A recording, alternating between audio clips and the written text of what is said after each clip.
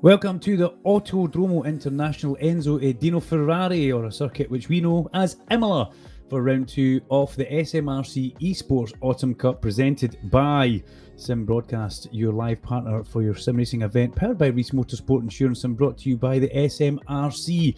And we are actually going to start off with a little bit of practice tonight. We are on Facebook, YouTube and Twitch again.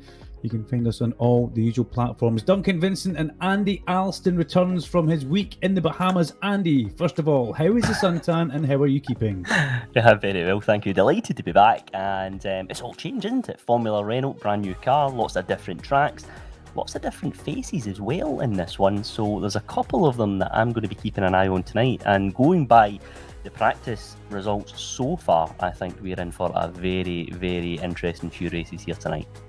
We sure are. We had a fabulous Red Bull Ring. The GP circuit, the Red Bull Ring, it gave us exactly what we've been wanting from the SMRC, the Autumn Cup schedule. It gave us close, hard racing. As you say, there's new people come into the championship and they have brought a new flair and a new style of driving. The single-seater approach has been adopted by everybody. And the racing was very clean, very hard, very close, but ultimately clean. A very small amount of protests went back to Steve Burns on the far side of Scotland, where the race director had to have a little look at everything that had gone on. But let's hope tonight at Imola things will be just exactly the same as the Red Bull Ring. Round 3 comes from the Hungaro Ring, which is an update, a new circuit, and that will be on the 22nd of September. So we do get a little bit of a break. We get a week off, Andy. Well, mind you had the first week off, but we won't go on that. We won't dwell on that. We get a week off before we go to the Hungaro Ring, and then Interlagos for the 6th of October. Back to the Silverstone GP circuit on October the 20th, and then Suzuka to round out the Autumn Cup on November the 3rd. As Andy mentioned, there is practice underway, but let's have a look at the overall championship standings. Now, the overall championship goes from the spring, summer, and autumn combined. So really, there's only 4 guys that can now win the overall championship. Fraser Williamson, Michael Weddle, Adam Brown and Jack Eyre, because Stuart McFadden has left the Summer Cup now, Autumn Cup. He will not be taking any further part in any other proceeding. So a great shame, but Andy, we've got 4 big guns at the top here. And Fraser Williamson last week overcame Danny Heaney, who's a newcomer, to take basically a bit of a fabulous step forward towards that championship. But those 4 guys, Andy, you know them very well. Yeah, of course, Fraser's they're top of the standings at the moment and looking in a very strong position. But as we well know, with any of these SMRC eSports racing events, things can change very, very quickly. So the trick for Fraser now is just to stay clean and consistent. No major dramas, no major mistakes. And that adds an interesting element to this Autumn Cup as well, because is Fraser going to throw that car up the inside on the last couple of laps of a race? Potentially not. And if that is the case, then it could see a number of other drivers, Michael Weddle, Adam Brown, Jack Eyre, just to name a few, all coming into the mix as well. So very, very interesting dynamics ahead for us. We have an onboard lap, and it's been given to us from Danny Heaney. Now, unfortunately, Danny won't be with us, but let's take a quick look and see what it's like to do a lap around Imola on board with Danny Heaney.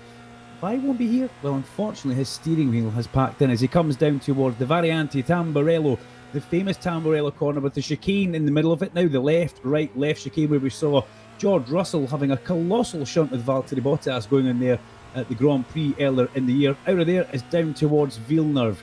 Another chicane, a left-right chicane. This used to be a flat-out left-hand corner as you would head towards the Tosa, but look at Heaney, very smooth on his steering wheel, but again, uses all the road and a bit more through the very slow Tosa.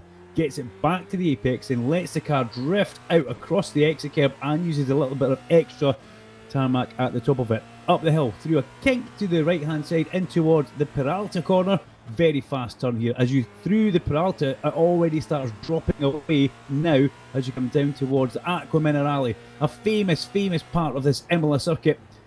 Left, I should say right, then right again, then left on the exit up over the crest of the hill. And it's blind until you get to roundabout here, a level with the house. And then you come into the Alta chicane, the Variante Alta. A lot of curb gets used from drivers through here. Curb, and again curb on the way out. You can see the car bouncing. The 2-litre Formula Renault protesting over those curbs as they come down the long straight again, past more houses. It's like being in the middle of a street here, in towards the Rivazza corner. Tight to the inside here, let the car drift across, back out to the right-hand side and get a late apex here and pick the power up nice and early. That's the key here. A little bit of corrective oversteer from Danny. as he comes back onto the main straight. DRS would be open if they had it, and that is a lap off Imola. Behind the wheel of Danny Heney, who unfortunately isn't here. It's a great shame, Andy, because last week that guy was on form. He took it to Fraser Williamson all the way. But unfortunately, his steering wheel is, shall we say, given up the ghost. And you could maybe enlighten us a little bit more on that. His steering wheel isn't working. It sounded like the force feedback on it was only working in sort of like intermittent. How difficult is that to drive with, Andy? Oh, extremely difficult if that's the case. You're relying on the feedback, of course, that's coming through the steering wheel just to maybe like the tiny corrections to the cars. These Formula Renaults are one where the force feedback's absolutely crucial because there's so many different things going on in the middle of the corner and you want to keep that car nice and settled. So if Danny's not comfortable with the equipment he's got there, then he's perhaps making the right decision just to sit this one out and then come back in a few weeks' time. And that'll be really disappointing because, as you mentioned, he's had a really good start to this campaign, third in the championship standings at the moment for the Autumn Cup. But this is the thing with sim racing.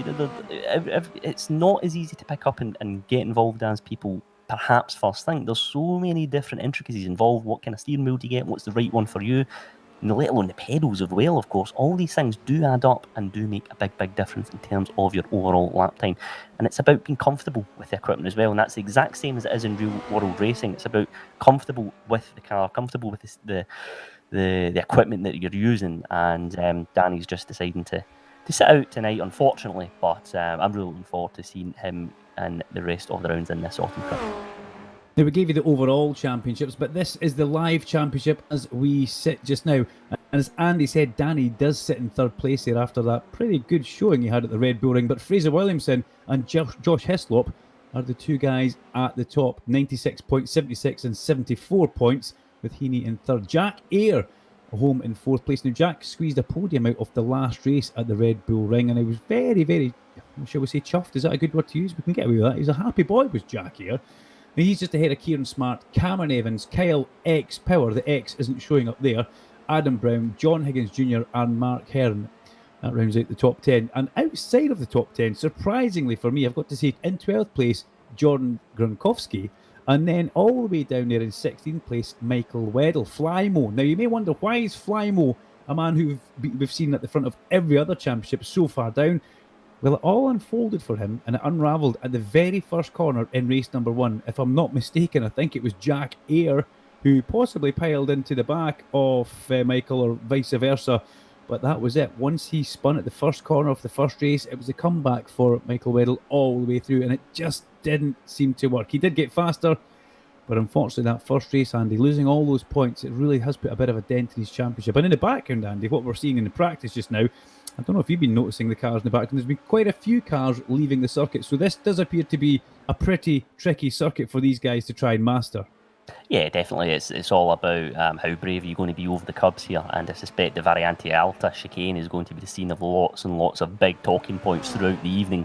A lot of the drivers saying as well that they feel that this is a track that is very difficult to maximise performance over the one lap. They're maybe not quite fully comfortable with it just yet. Of course, it's a brand new car. Some drivers will have a lot more seat time in it than others. There'll be some drivers who this is absolutely brand new to them and they're just getting involved, and it takes a lot of time to get up to speed in any new car, of course, and iRacing is no different. Lots of drivers will perhaps be more familiar and more comfortable in GT3 cars, but moving to single-seaters is a massive difference. Of course, the performance of these cars under braking will be wildly different to what we've seen in the Audi TCR car and the DMX5s earlier on this year as well. So, I think we'll see a number of different drivers come to the top of the standings here.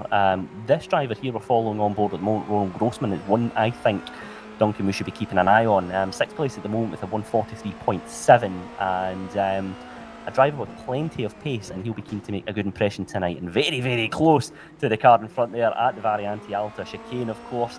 But I think he's going to be a driver with, we know he's got lots of pace, and one to watch here tonight. Yeah, I thought Ronald was about to, and I'm not sure if that's Nathan Lamond that he was about to go into the back of there. I don't know where that come from. It might have been, but that was incredibly close going through the Variante Alta chicane there. But you can see him, he's right on the back. Now, he'll be picking up a huge hole in there. And this is something we did find out from the Red Bull Ring in Austria. The amount of slipstream that the guys were talking about, it was huge. So as you can see him, he's gaining as he come in towards turn number 1. He's picking up a double toe because I think that's David Bolton in the ex-Fernando Alonso livery. Easy for me to say. As they go in, oh, good grief, Grossman does eventually catch the back of a car and he turns him round on the way in there. So that was very much, I'm going to say, Russell and Bottas-esque going in towards that corner. Thankfully, though, Andy, with just a little bit less damage. Just as well we're in practice as well. Yeah. No, just as well we're in practice. Exactly. If this had been qualifying, it would be a complete disaster for them. Now, we have got 26 drivers entered for tonight by the looks of things. Richard Crozier still to set a lap. He is on an out lap just now. But 26, and as we have a little look down, a few of our kind of normal names not showing, not on screen. Somebody using a little bit of the grass and more. Yeah, but I don't see Dave Christie tonight, and I can't see Scott Smith from Knockhill as of yet. So great shame. John Higgins Jr., well, he's been talking it up all week. So let's see if he gets on. He's currently sitting in 12th place. He had a good run at Austria, actually, Andy. Unfortunately, there's a couple of... shall we say, a couple of little mistakes. He looped it in the first race, and I think he went off in race number 2 as well. But Junior, well, he'll be back for more. James McIntosh, 436 on screen, off track. I'm not laughing, James. I've got tickled by a feather there. Sorry, Andy, you can take it. Yeah, I feel like we're a bit of a curse here for the drivers in practice. I have to say, every time we follow them, somebody's going off, aren't they? But yeah, it's going to be an interesting one, this, I have to say. Fraser Williamson is still top of the practice timesheets, and in fact, that is it for practice, and the drivers are about to get set for qualifying. Fraser Williamson, the man to beat at the moment. But yeah, I think this is going to be a very, very interesting one. Look at the overall temperature 38 degrees, track temperature 24 degrees as well. So it's going to be a hot one out there for the drivers, and that does again, of course, translate over to the iRacing platform. So the cars will feel different under these conditions, and will be, and again, another little bit of drama to throw into the mix as well. So really looking forward to qualifying getting underway.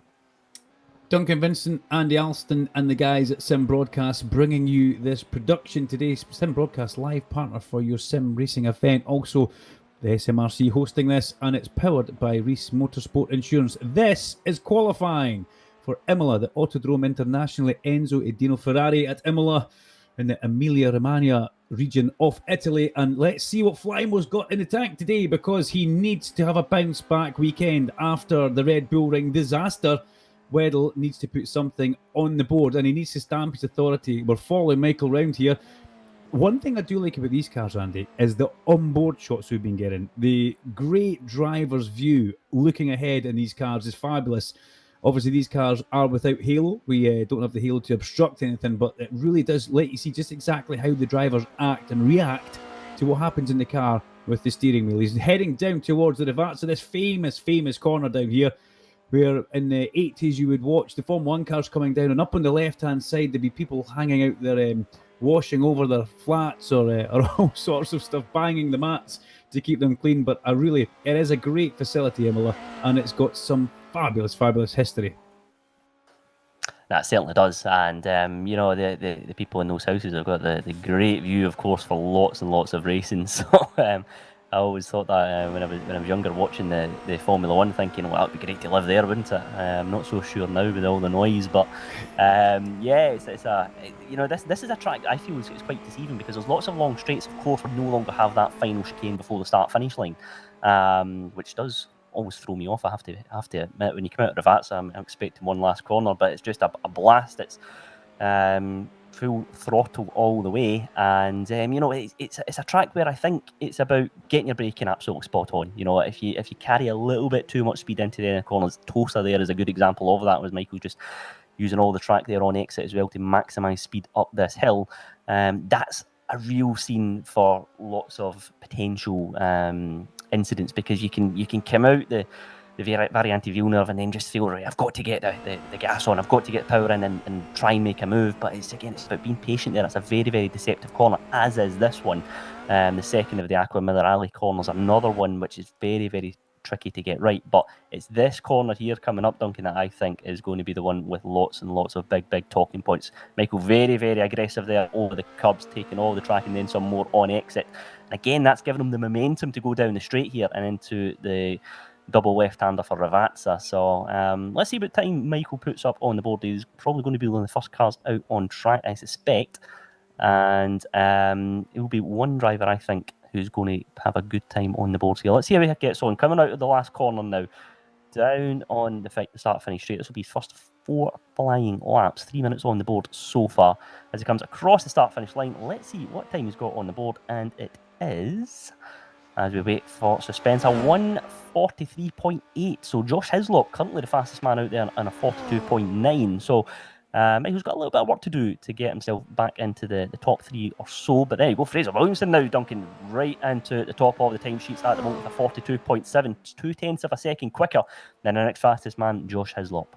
Yeah, the Movano Sims racing man just now. We're looking at that grey car with the red stripe down the side of it of Fraser Williamson, number 369.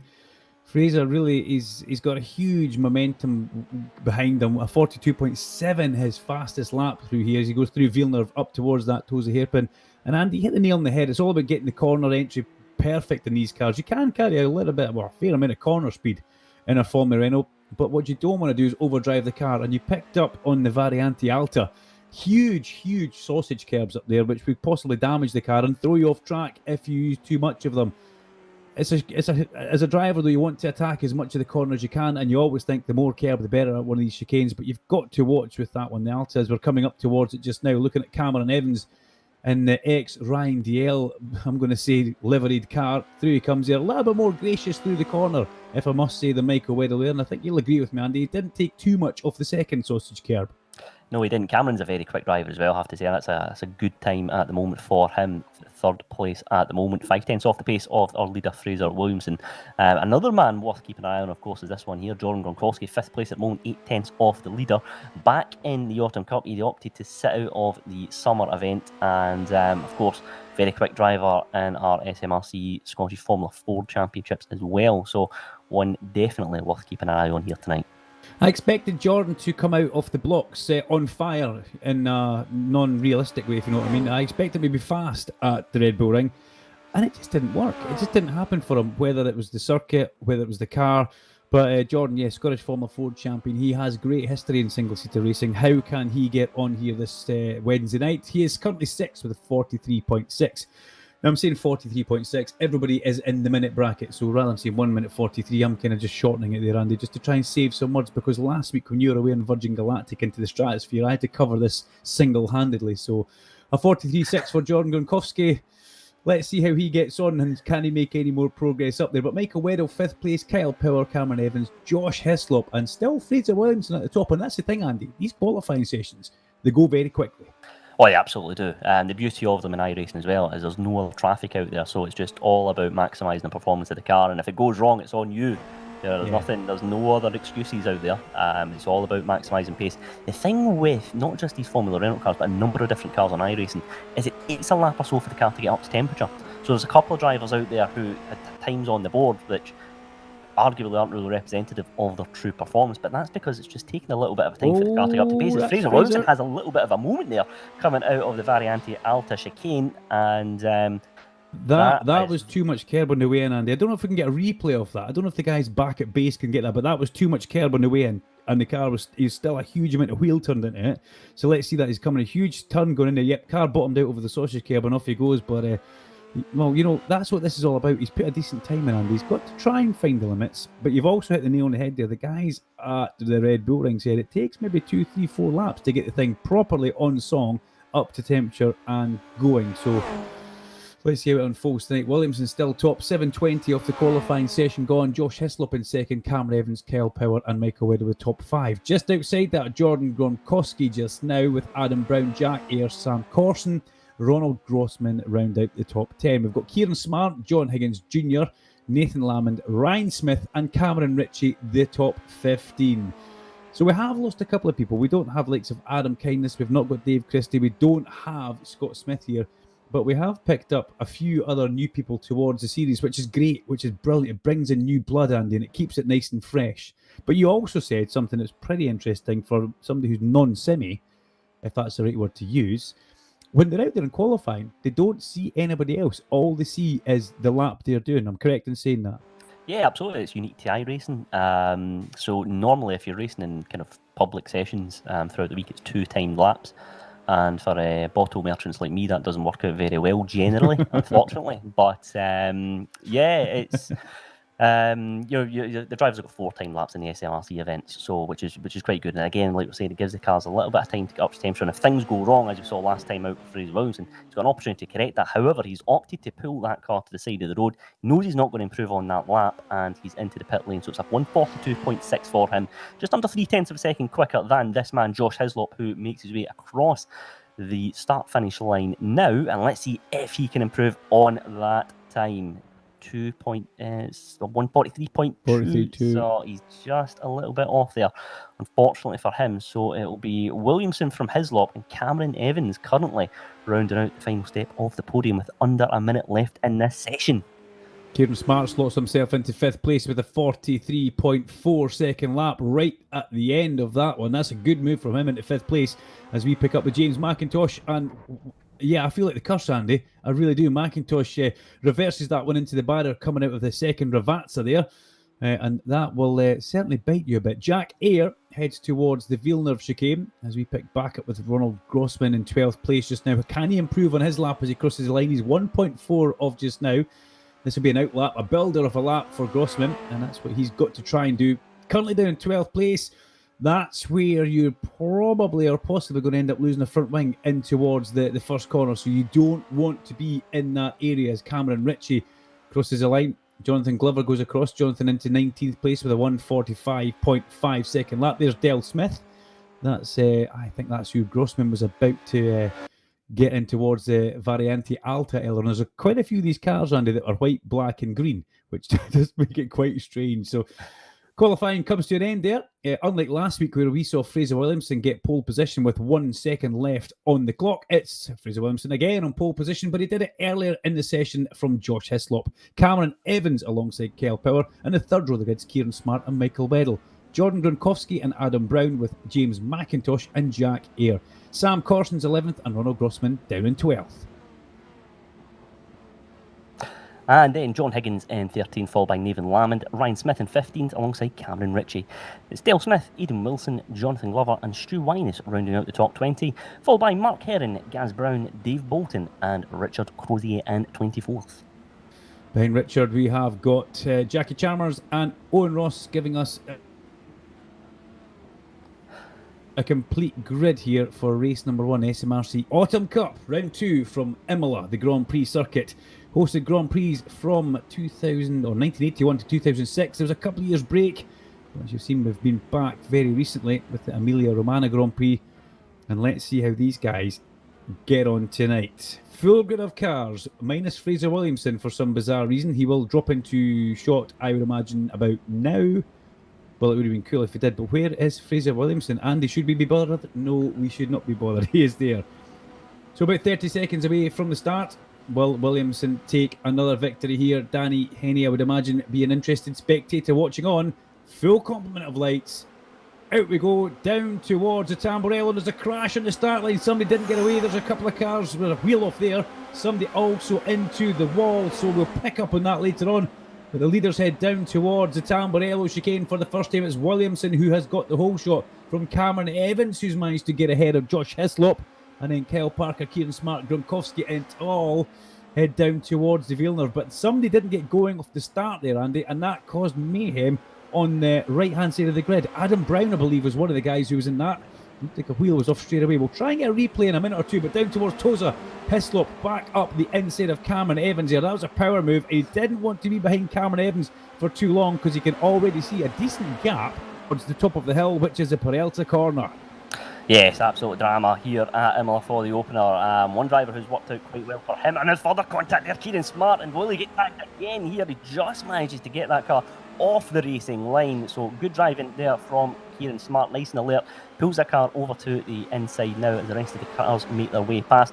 Cameron Ritchie retaining third place in this race at the moment. Jordan Gronkowski making moves up 2 places from where he started. Sam Corson is the one who's really had a good opening lap though. Started this race in 11th place and already up to 7th is the Rethink Racing driver. So good opening lap for car number 68. I'm not sure if Kieran Smart just dropped out on his own there, actually. I don't know if there was contact up there. Jonathan Glover's dropping down the positions quite rapidly, but I think Smart just dropped out going through the Peralta corner. Let's have a look at the start. Watch the left-hand side of your screen, or the bottom row just now. Round about middle of your screen, you'll see somebody just doesn't move. There we go. And bang, rear wing off, front wheel off, then a car up on 2 wheels into the wall. Real messy. Was that Jordan Gronkowski involved in that, the red and white car? Or was that a little bit further back from Jordan? Nathan Lamon definitely involved in that. Car coming into the pits is Michael Weddle. Was that Weddle with a rear wing off? So it was Weddle then that didn't get going, and Weddle was rear-ended. So Michael Weddle heads towards the pit lane. So Mikey, Flymo is having a disaster of an Autumn Cup. As we pick back up with the leaders up, they're heading towards the Toza hairpin, and it's still Fraser Williamson, Josh Hislop pulled away from Cameron Evans. Cameron Evans coming under increasing pressure now from Kyle Power. Jordan Gronkowski, I'll take that back. Jordan still very much in the mix. We ride on board with the number 33 Scottish Formula 4 champion as we go up the hill towards the Peralta corner, down towards Aqua Minerale after this. Andy Alston, that's a bit of a battle. We're getting a great view from Jordan right now. Absolutely. It's been a good couple of laps for John Gronkowski. Jack Ayres, another driver who's been making moves, started this race in 10th, already up to 7th. And he's got Sam Cousin just along the road, and he's got a really good run there out of Aqua Minerale as well. So will he make that move into Variante Alta? Perhaps he will. James McIntosh as well, the 436 red car, hot on the heels alongside lock up. And off goes Sam Cosney. He's managed to keep that car together, but Jack Ayres says thanks very much, I'll take that move on you. I'll go up to 6th. Sam Cosney dropping down to 8th.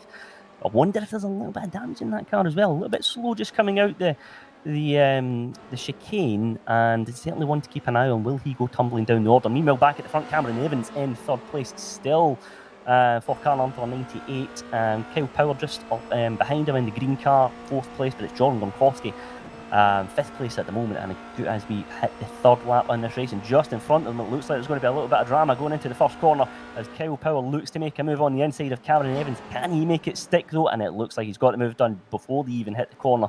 Good bit of driving from the green car of Kyle Power, and that moves Cameron Evans down to 4th place in this race.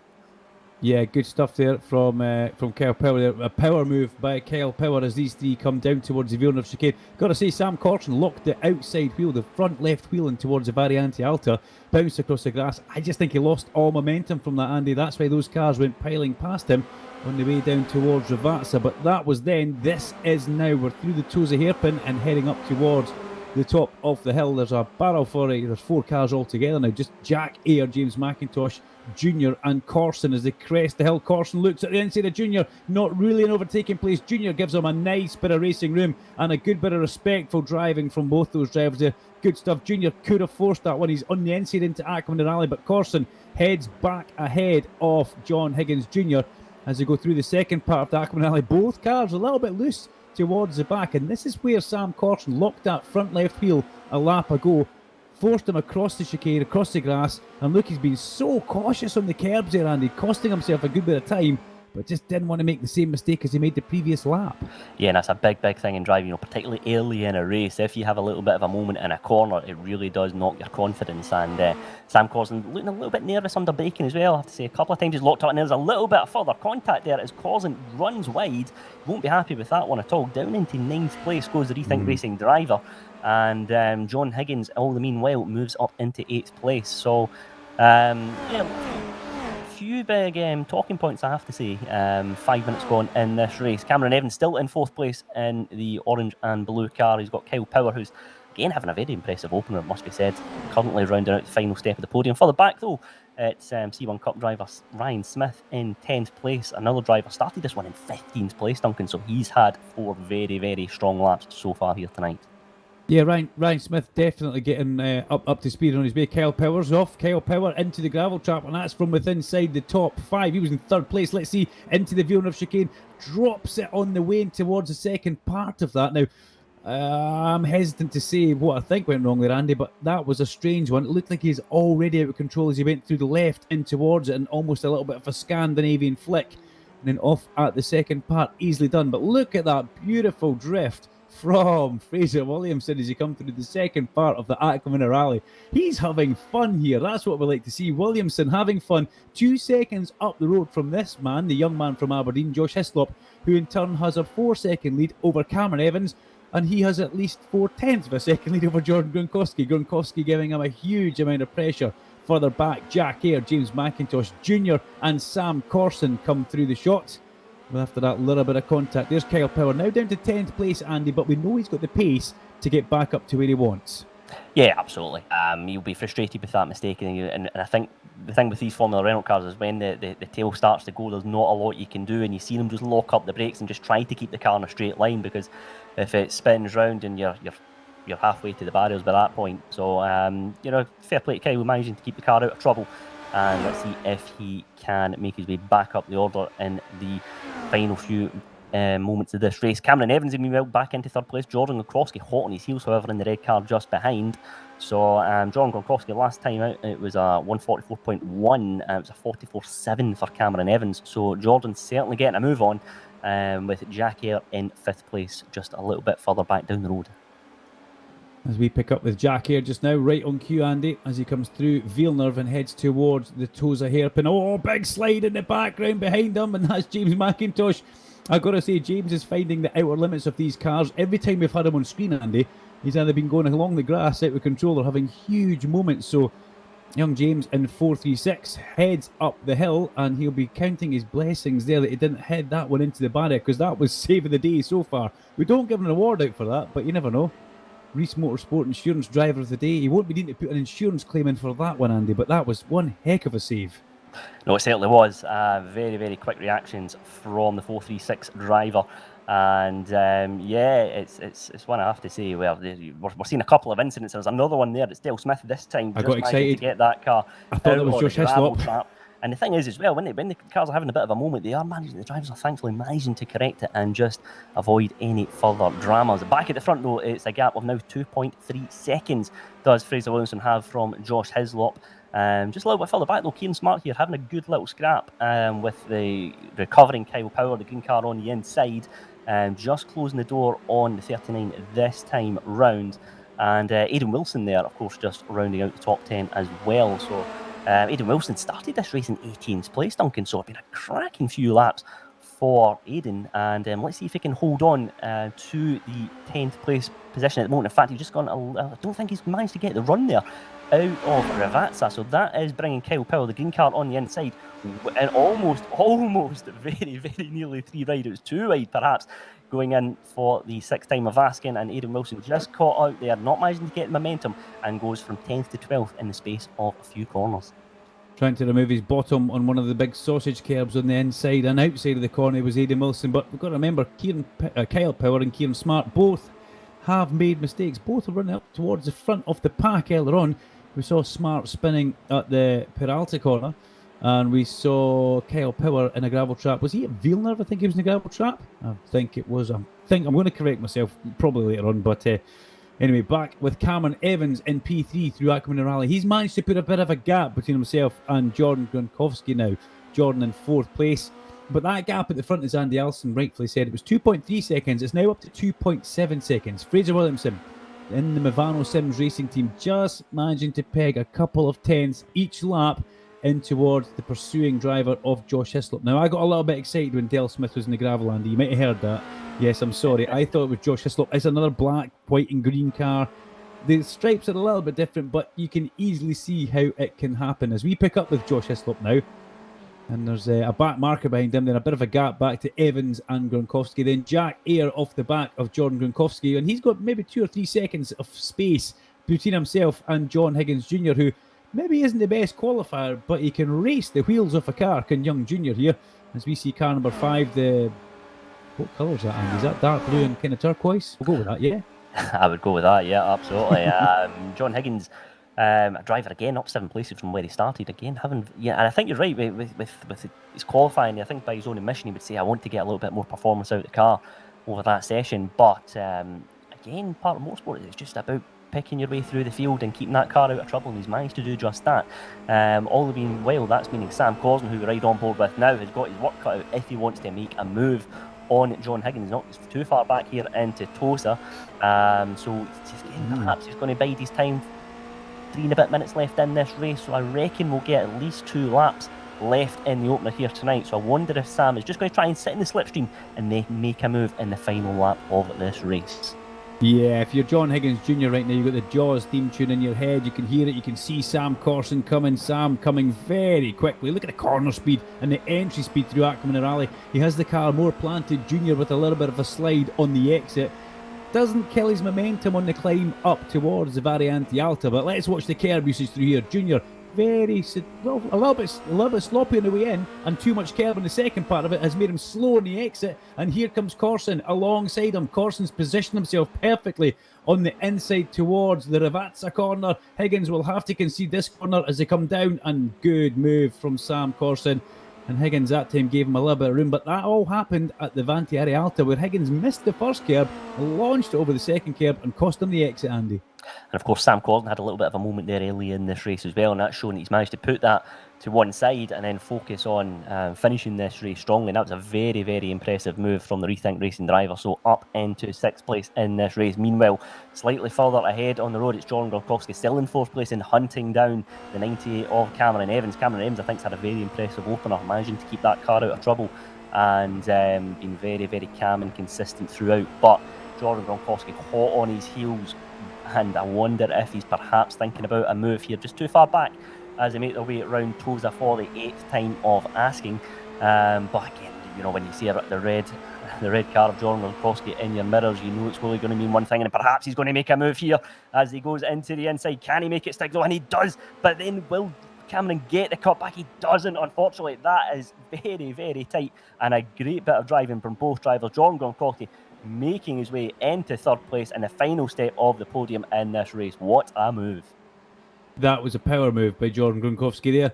He had to make that move. He had so much more momentum from the Tosa hairpin up towards the top of the hill there into the Peralta corner. Great stuff from Jordan, and he managed to execute it and not run wide on the exit and let himself be lame on the entrance towards the Aqua Rally for Cameron Evans to retaliate. So great stuff from Jordan. Gets himself onto the podium. Fraser Williamson, Josh Hislop, Jordan Gronkowski, your top 3. 13 minutes 45 gone now. We'll possibly get another one lap in as we go back towards Michael Weddle with a new rear wing on the back of that car, wherever he is. 20th, he's chasing David Alonso Bolton down here through the Aqua Rally. And I do like the paint scheme that Bolton's put in that car. A little bit of time and effort going into that to make that look just perfect. And Andy, why not? It's a Renault. It looks like a Renault. It does, you know, the mild 7 Renault from the era. I don't know if you'd like to mention tobacco sponsors in iRacing, but there we go, we just have. Well, yes, of course, when you see that car around Imola as well, it just brings back memories of the great battles Fernando Alonso had with Michael Schumacher, not once but 2 years in a row there as well. So really great to see it. Dave Bolton's one. It's very, very creative with the liveries that we've seen throughout this championship. So fair play to him, yeah, very, very nice stuff. And he's managing to hold on to 19th place at the moment because Michael Weddle hot on his heels here. And again, in fact, Bolton's just moved over to the left-hand side, so perhaps he's had a little bit of a slow-down penalty there. And looked like a mistake. That looked like a little mistake, actually. A wee bit too keen on the gas, yeah. Perhaps, but then all the meanwhile, that's bringing Michael Weddle ahead of him and into 19th place. So Weddle on a recovery drive here and very much focused on the second race here tonight. Further ahead though, Kieran Smart is now rounding out the top 10, but he's got a little bit of pressure with Kyle Power. Kyle Power now momentarily dropping down to 10th. Let's see if the green car on the inside can make that move stick. Almost coming together on exit. In fact, I think they did just touch. And they've managed to thankfully come through that unscathed and into Aqua Rally. I suspect this will be the last lap of the race because look at the top left of your screen, we're over the 15-minute mark, and let's see if Kieran can make the move stick. Now, I've got to say, Kieran now looks like he's far enough ahead of Kyle as long as he doesn't make a mistake going through here, the Variante Alta. Really good through there, but here comes Fraser Williamson up towards the checkered flag, takes that in the Movano Sims car ahead of Josh Hislop in 2nd place. Jordan Gronkowski should round out the podium with a fabulous 3rd place. Very, very well-deserved 3rd place there as he crosses the line. Now, Cameron Evans in 4th place. Jack Ayre, Sam Corson will come home in 5th and 6th ahead of John Higgins Jr. With James McIntosh, who's been all action in this race, comes home in 8th place. And then we do get Kieran Smart and Kyle Power across the line. Kieran Smart just holds off Kyle Power after that great move on the last lap. And let's see, Richard Crozier comes through for 12th place. That's a good result for Richard. First time we've seen him in the SMRC eSports Cup for myself anyway. And the rest of the guys, Aidan Wilson crossing the line, minus a rear wing, so that thing will go pretty quickly in a straight line, but just don't ask it to stop or go around the corner. But that's race number 1 done and dusted. Andy Alston, a classy victory from Fraser Williamson, a good second place for Josh Hislop, and a hard-fought third for Jordan Gronkowski. Yeah, absolutely. Great drama there throughout. Credit to Jordan for making that move stick on Cameron Evans. That was not the easiest place on this track to make a move, and he did it cleanly. And yeah, really good driving from the pair of them. Fraser Williamson at the front making it look easy, it must be said. Very, very strong drive from Fraser, something we've come to expect from him, of course, throughout in these SMRC eSports racing events. But the beauty of them, of course, is that race number 2 is just a few moments away. Yeah, a couple of minutes away and we'll be back on the grid. And the grid is the finishing order from race number 1. So what you saw crossing the line is what we'll see lining up. So as we know, Fraser's on pole position. There's no real point in myself and Andy giving you the entire grid because we've basically just set it down to about whatever place we covered crossing the line there. But the biggest question is here, can we see or will we see Fraser Williamson? Can he make it 2 out of 2 with the pace he's just shown us? And how he controlled these in his car. Andy, there's no reason why this guy can't do a clean sweep tonight and take 3 out of 3. Absolutely. It's something he's targeted throughout in these events as well, trying to do the clean sweep. And it's not easy to do that because of course, the reverse grid for the finale. But Fraser's more than capable of it, isn't he? He's a very, very quick driver throughout. And he'll be delighted with how the opener has gone here tonight. And if he can get a clean start, then he could well set off into the sunset. So we're hearing that Kyle Powers possibly missed the start as the lights are coming on. Full complement of lights and out they go. It's a clean start from everybody there. Williamson gets a good start. Evans is going to power past Gronkowski on the run down towards the Tamburello though on the outside. Can Jordan hold this on the inside? He needs to so he doesn't get caught up in any shenanigans mid-pack. But little bit of contact and off go 2 of them. That's 3 of them in fact. Is that Jack Air off there as well? Yep, Jordan, Cameron and Jack Air and Jordan Gronkowski. Wow, what a disaster. What a disaster for the first lap, first corner. And it all goes horribly wrong. No doubt we'll get a replay of that in a minute once the guys can grab that back at the studio, but it's not easy. But never mind, Fraser Williamson leads at the front from Josh Hislop and Sam Corson after Jordan Gronkowski. Andy, what did you think of that? Yeah, Jordan on the outside there and just been bumped off wide. We'll have to get a replay just to see it in more detail. Meanwhile, there's been further drama. James McIntosh there just getting the car around the wrong way at Tosa. Always tricky, you know, the tyres are cold going into the first corner. It's a short run down to Tamburello as well, of course. And unfortunately, after such great racing between both Cameron Evans and Jordan Gronkowski, they've come together in the opener for race number 2. But look at that, we've got a change for the lead at the front. It's Josh Hislop's made the move, and Variani Alta on Fraser Williamson. Williamson looking to perhaps get a move on the final 2 left-hander corners into Ravazza. He's pulled that car onto the outside though, so that's given Hislop the inside. And in fact, Williamson's got a car in front. He's got the move, but he's gone wide. Oh, dearie me, Fraser Williamson's gone wide. He had that move almost done going into exit, but things have got wrong. Trying to get a cut back now on exit.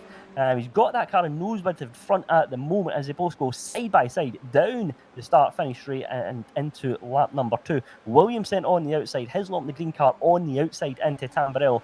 Let's see if Williamson can make this move stick, perhaps. Looks like he's just got half a car length in front, but of course he has the outside line coming out of the exit of Tamburello, but in fact he's managed to be brave on the brakes as Fraser Williamson, and he is back into the lead of this race. But Josh Hislop is not going to give this one up without a fight. Yeah, Fraser was being a bit cheeky there on the running towards the Ravazza, but further back down, was that Cameron Evans again? Cameron Ritchie this time. There's all sorts of happenings down there. Somebody's lost a front wing down at Tamburello now, so well, it was a nice clean first race. Unfortunately, it's gone a little bit wrong for quite a few people. We've got Jack Air, Gaz Brown, Michael Weddle, Jackie Chalmers, David Bolton and Jordan Gronkowski all in trouble at the start of this one. But yeah, I've got to say, Fraser Williamson was just cheeky down towards the Ravazza. He just tried to brake so late on the outside. You could see him, he locked up one of the wheels. He ran wide. But then somehow he managed to get the cut back on the exit, the second Ravazza, Andy. And as you said, you called it, side by side down towards the Tamburello from there.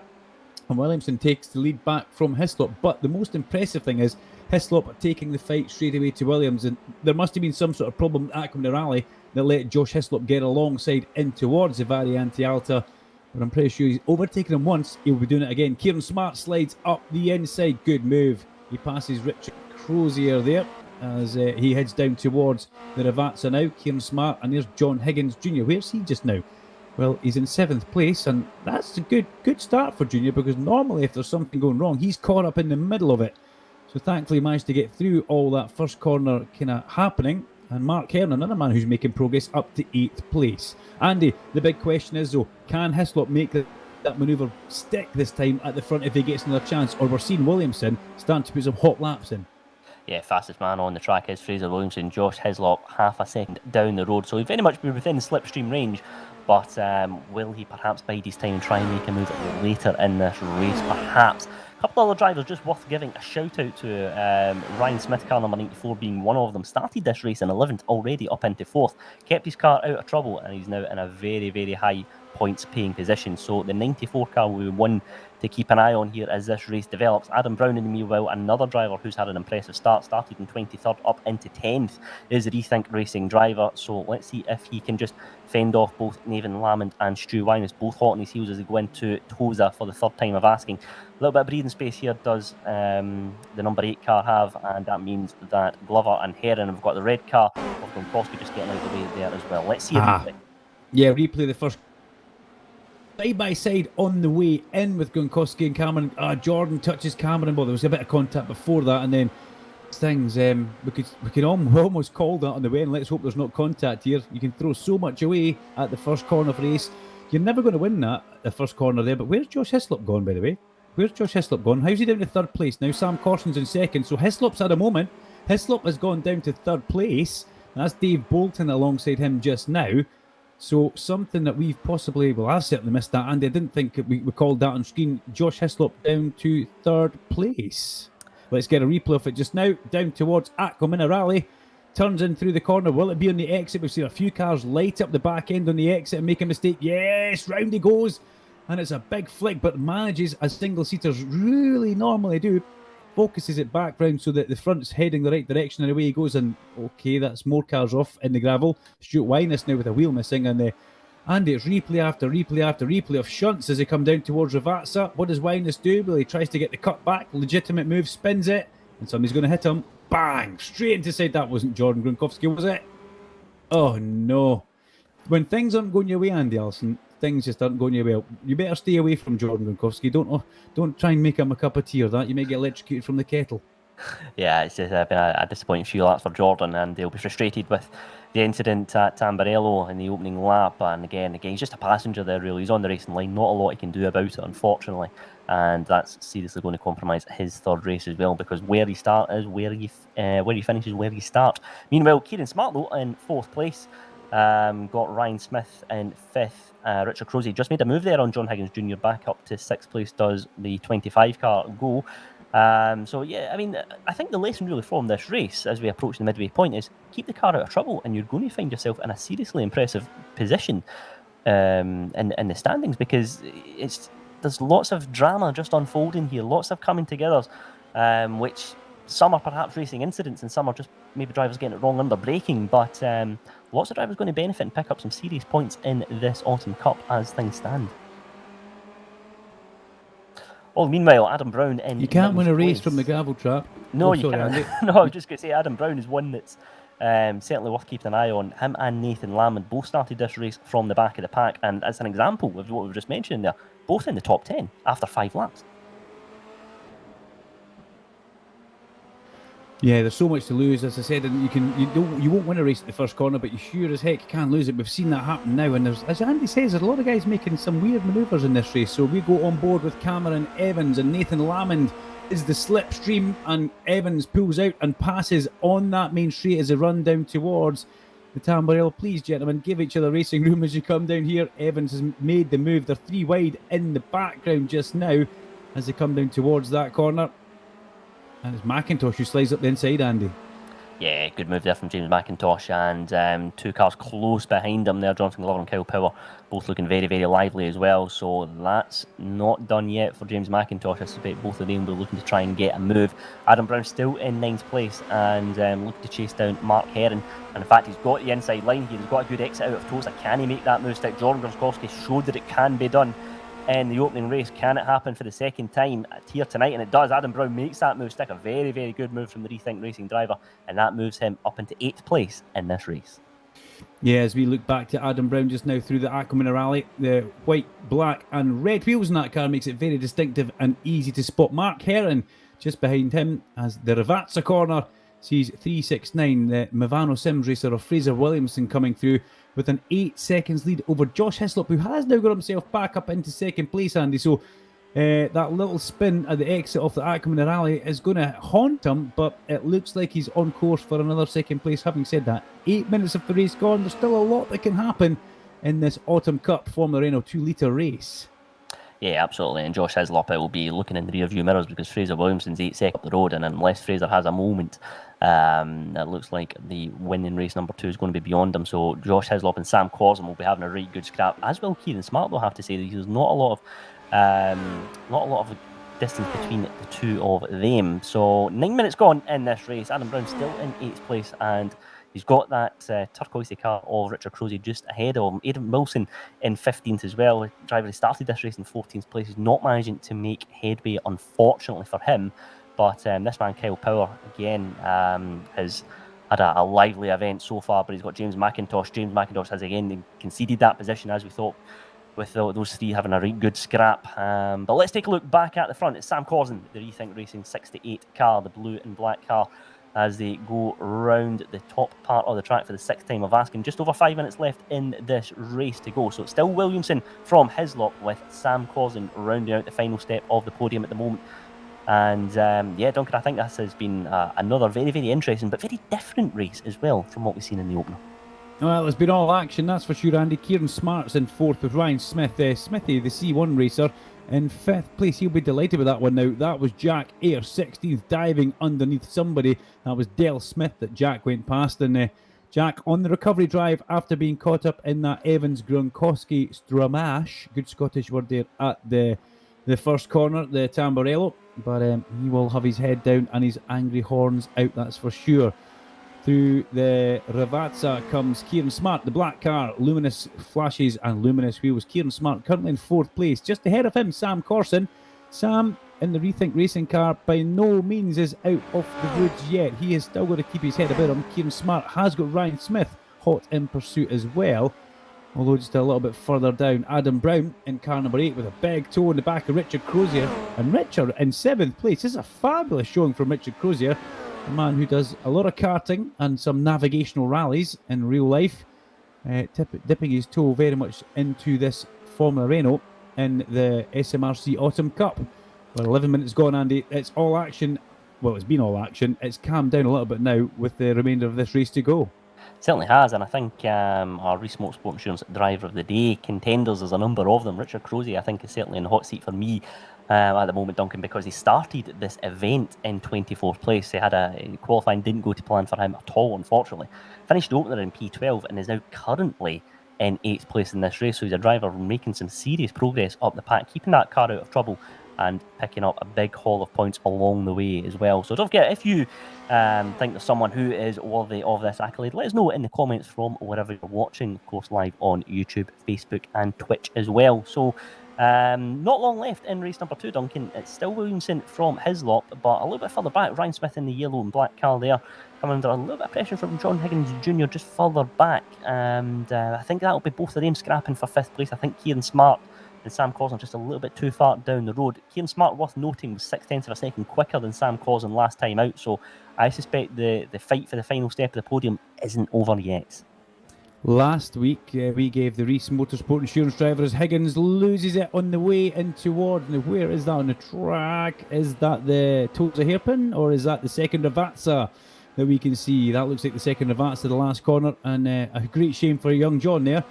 Lights up the back of the car, and whether we get a replay of that one, if we've got time before the end of the race, we shall see it. But last time we gave the Reece Motorsport Insurance Driver to Danny Henney. Not here this week. Oh, look at that, in a bit too quick, locks up the front left wheel, on the gas, in the gravel, across the curb, kind of bottoms the car out across the curb, and round she goes. But it was Danny Henney who got the Reece Motorsport Driver of the Day, Motorsport Insurance Driver of the Day, last time out for his heroic driving at the Red Bull Ring. Now let's pick up with 11th place Kyle Power, and he has got Nathan Lamond right on his nose box as they go through Villeneuve up towards the Toza hairpin. Can he make a manoeuvre there? No, he can't. It looks like he's setting him up to get a good run out of the corner here, up towards the Peralta corner. Here we go, watch this. Slipstream effect as they come up the hill. He'll pop out to the left-hand side. He'll equal and level with them. And that's all he really needs to do as he come in towards this little section. Up the inside, job done. That was an excellent exit out of the corner there from Kyle Power, I have to say, and he toes a really, really fantastic bit of driving from him, but it's not over yet though, because he's now on the outside into Aqua Minerale, and that means that Nathan Lamond says thanks very much and I'll take 10th place back from you. So not done yet for Kyle. Unfortunately, he's going to have to think again, and I suspect we'll be heading for the final lap in this race very, very shortly. 13:47 on the board at the moment, and yeah, good scrap between those two, I have to say. Kyle Power in the green car, new face in the Autumn Cup, and certainly impressing so far, it must be said. But Nathan Lamond still in 10th place at the moment. Back at the front though, it's Williamson with a gap of almost 10 seconds from Josh Hislop. So barring a disaster, Williamson should make it 2 for 2 here at the second race at Imola, as the Renault sim racing driver will be more than happy with his performance. He's making it look very, very comfortable and very, very easy from the front. Not had much to do and just kept that car out of trouble, and that's a sign of a very, very fast driver. It's just consistency time and time again from Fraser Williamson. And let's see, just further back though, Nathan Lamond and Kyle Power. That scrap is not over yet. Kyle Power's back into 10th place. Really, really good battling between the two of them, nice and clean as well. So it's the bright green car of Kyle Power currently rounding out the top 10. And I wonder if Nathan Lamond is going to have a bite back here in the final couple of corners. I suspect he may well do. So let's see if he can perhaps make it, sticking just a little bit far back there into Toza, so he's not going to be able to repeat the move. In fact, he's off. Nathan Lamond is off. He's taking a little bit too much throttle on exit, and that means that John Higgins Jr. is going to inherit 11th place in this race. Disappointment for Lamond and relief for Kyle Power as he secures 10th. Back at the front though, it's Fraser Williamson, this man here making his way down the straight and into Ravazza for the final time of asking here in race number 2. It's been another impressive drive from the Renault sim racing driver, 10 seconds ahead of the next fastest car, and it's Fraser Williamson who crosses the start-finish line and wins the second race here at Imola. Josh Hislop comes home in second place. A good drive from him, with Sam Corzin looking like he's going to hold on to that final step of the podium just from Kieran Smart, who pushed him all the way. But it's Corzin from third, Smart in fourth, Ryan Smith in fifth.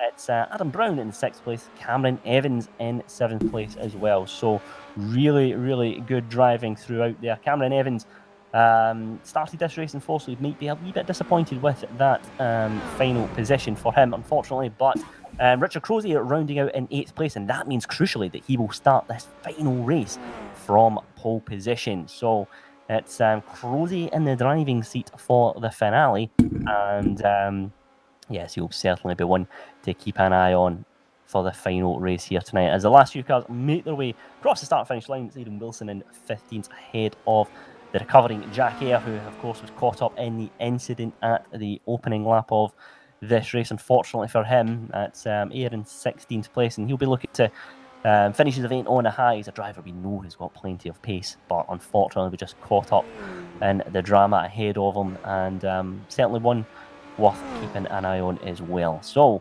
that is it for the second race here tonight at Imola. And Michael Weddle in 20th again, just had a driver looking to, like Jack Eyre, finish the event strongly. A driver who, of course, we know has got lots and lots of pace. So that's us for race number 2 here tonight and the SMRC eSports Racing Autumn Cup. It's Formula Renault 2-litre cars, and it's Fraser Williamson who makes it 2 for 2 here tonight. So it's Williamson from Hislop, and I suspect that Hislop will be keen to make amends and prevent Fraser Williamson from making it a clean sweep here tonight. So there is the results from race number 2. It's Williamson from Hislop, Sam Corzin taking an impressive podium finish for the Rethink Racing driver, followed by Kieran Smart, Ryan Smith, Adam Brown, Cameron Evans, Richard Crozier with a very strong race number 2, Mark Heron, and then Kyle Power securing the top 10 position. So lots of big talking points once again through the race number 2 here tonight. Again, let us know who you think your driver of the day should be. The Reese Motorsport Insurance Driver of the Day award will be presented at the final race here tonight. So let us know in the comments from wherever you're listening and watching here tonight. So we've got a break of about 5 minutes or so until the final event gets underway here at Imola. And this is a time for the drivers just to cool down, reflect on how the first 2 races have gone, perhaps work on a corner that they're maybe not so comfortable with, and try and finish the event strongly. So they're out there on track for a little bit of practice, and I think we'll be set for another thrilling finale, as we always see in these events. And there'll be lots of big talking points. Can Williamson, of course, make it 3 from 3? Not a lot of drivers have did it previously. Stuart McFadden is one, of course, who's unfortunately not with us for this one. But it'll be very, very interesting to see how things unfold. This is the second round of our Autumn Cup.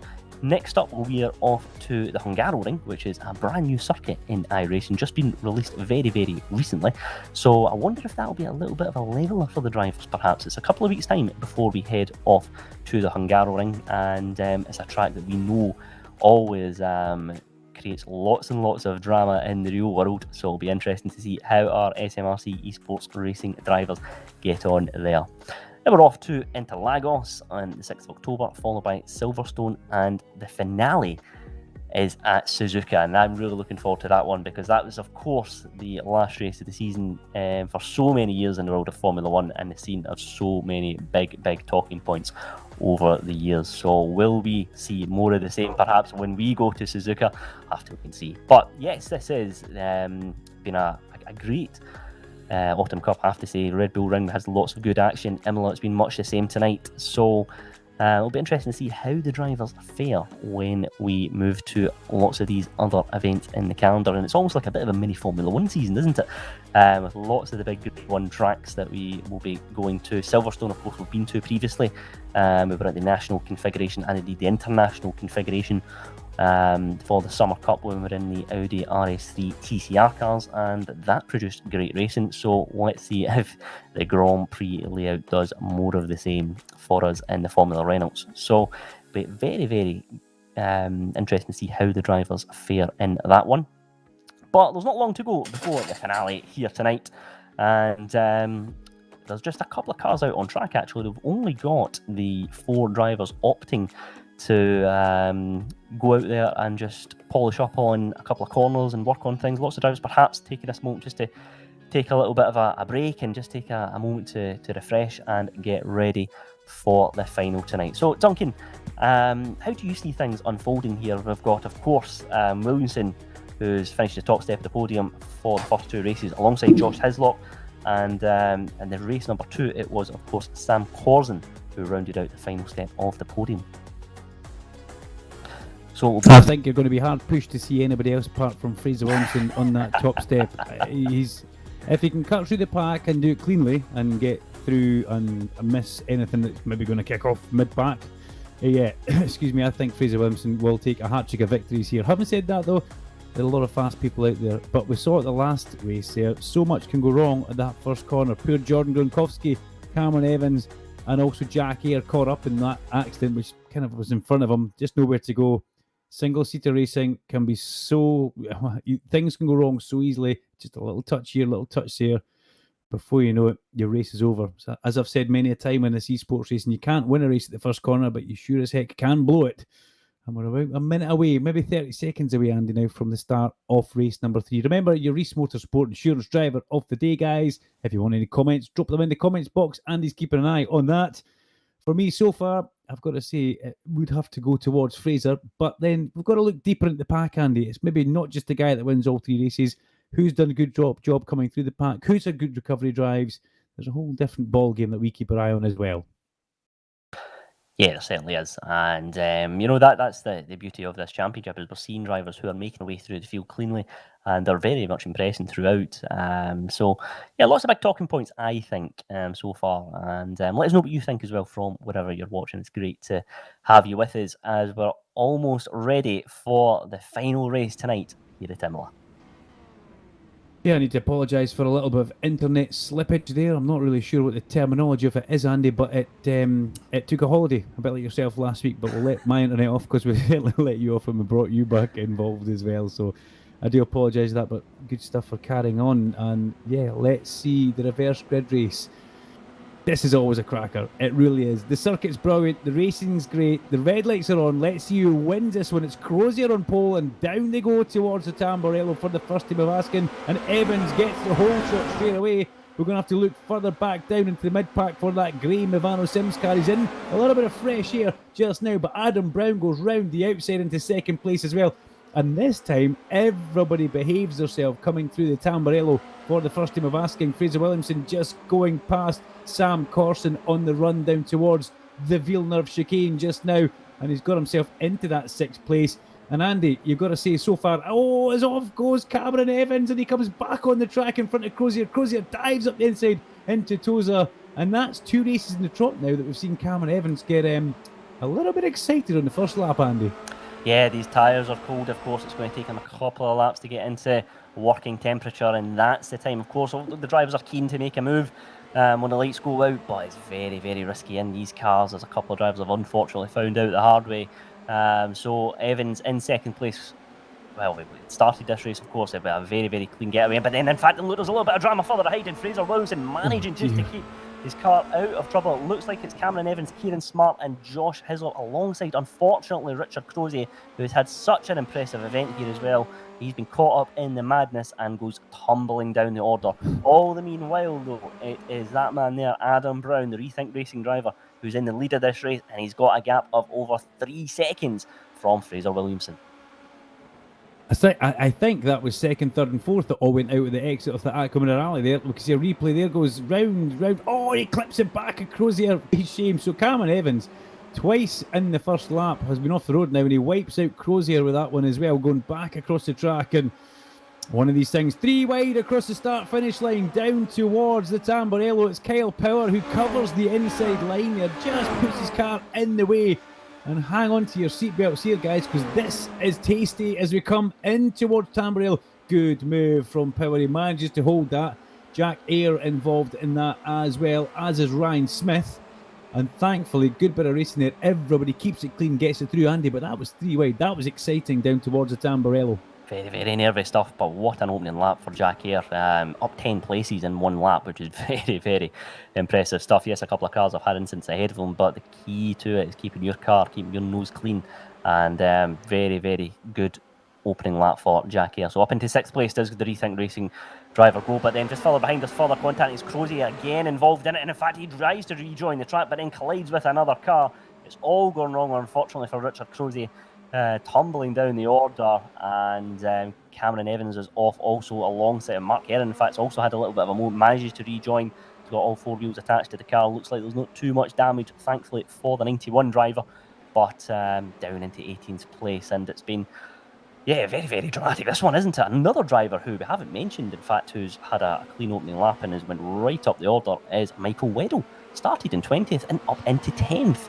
So again, a driver we know that's got lots of pace, and one I suspect already up into 9th place. In fact, look at that, he makes a move on Aidan Wilson, and it'll be certainly Aidan made a mistake in chicane there. Yes, I think he did, but then Michael's dropped back down. In fact, Aidan's managed to make that move, get the move back. But wow, this has been struggling to keep up with this one, Duncan. There's been so many positions changing back and forth with 3 minutes gone in this race. Yeah, Aidan Wilson made a bit of I'm going to say a wee error going through the Variante Alta there. As we pick up with our race leader, Adam Brown just now. We've got a quick snapshot of Adam out on his own just now. He's getting chased by Fraser Williamson, as you could imagine. As everybody else heads in towards Tamburello. Yeah, absolutely. And Williamson was 0.8 of a second quicker than Adam Brown on the last lap. In fact, Williamson was the fastest driver of anyone. It's a 1:43.0. And that gap's gone from 3.3 to 2.1 seconds now. So the Movano Sim Racing driver can see that Rethink Racing car ahead of him, and he's going to gradually begin to reel him in. Further back, though, Gary Brown coming under a little bit of pressure from the cars behind. But Michael Weddle dropped down to 14th now, so he's just had a little bit of a moment, unfortunately, for him. But in fact, there's a car on the inside just pulling off as well and getting his car out of trouble. But 4 minutes gone in this race, and once again, lots of big talking points in this one. Lots of winners, lots of losers. Josh Hislop, it looks like he's going to be out of this race. Looks like he's in the pit lane. He's had a moment and thought better of it, so he's parked up.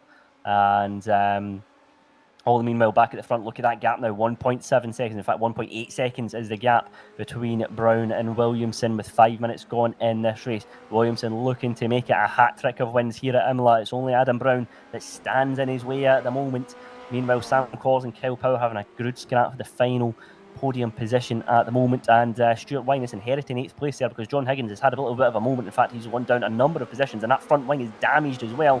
So John Higgins has had a real disaster in lap number 4, and he's going to be a sitting duck down this straight for Cameron Ritchie, Michael Weddle, and perhaps even Jonathan Glover in the yellow car just a little bit further adrift. Higgins goes down to 13th, Weddle gets past, and that damage is definitely going to hurt that car. Seriously compromised him there, Duncan. Seriously compromised him in pace, and of course he's gone past the pit lane, and he's going to try and just limp on. But been a disastrous lap for him, unfortunately. Meanwhile, back in front sits Williamson, who's got the gap down to 1.4 seconds now from Adam Brown, reeling in the number 8 car. Corner after corner, and Brown will know this. He'll be looking at his delta and seeing that Williamson is certainly got paced at the moment. It was a 43.1 last time round for Williamson. It was a 44 on the nose for Adam Brown. So 9/10 of a second is the gap between Williamson and Brown. So it's going to be a matter of time, I suspect, a lap or two before Williamson will make a move, barring he has any moments here, of course, as he goes over Variante Alta for the 4th time of asking. Got the car nice and clean, maximising the exit as well to take as much pace as possible down this long straight and into the double left-hander of Ravazza. And further back, there's been drama. It's John Higgins. He's lost that right rear wheel. He's into the pits. Let's get a replay and find out what happened there. He's got damage, of course, on the front wing on the right-hand side. And in fact, there's been drama further ahead, and he's just a passenger. He's lost 2 wheels. In fact, I think that was Nathan. Yeah, not his fault there, was it? Yeah, he's had the car go around the wrong way, and unfortunately in the pits for the final race here tonight. Yeah, Junior, a passenger in that one. Unfortunately, a car across the road as he comes round the corner and takes the right front and back rear wheel off the car, and that's all she wrote for him, unfortunately. Adam Brown leads the race from Fraser Williamson and Kyle Power. But Junior will be ruining that one as round the outside there goes Kyle Power on Sam Corson. That was a big manoeuvre. And a little bit of respect again shown by Sam Corson, not running Kyle off the road, not having any unnecessary contact there. And that puts Kyle Power onto the podium, although Sam Corson has got the pace to stay with him.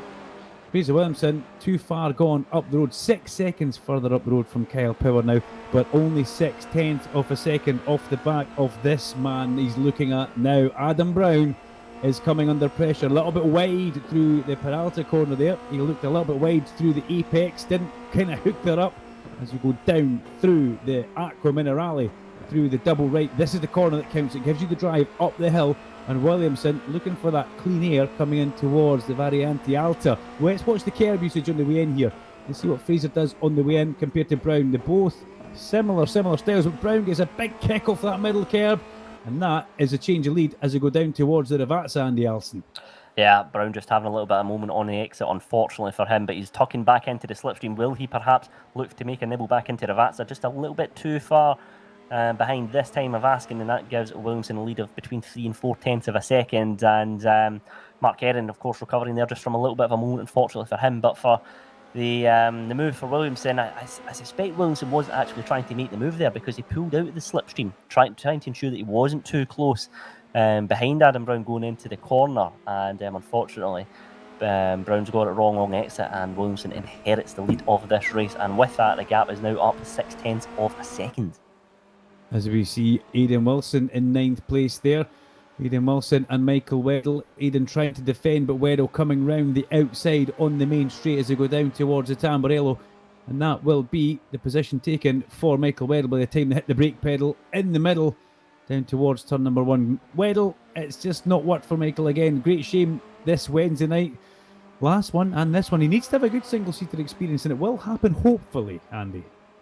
Yeah, he's a driver that we know's got lots of pace, but as we've seen, if things don't go to plan in race number 1, it really does hamper your overall events. And Michael, of course, just unable to get away cleanly from when the lights went out at the opener, and he's barely gone a few metres, and his evening is really really compromised as a result. But it's a good recovery drive from the Rethink Racing driver into the top 10 with 5 minutes left in this one. Back at the front row, Adam Brown looking to perhaps make a move, a lot more conservative there, going out to Variante Alta this time round.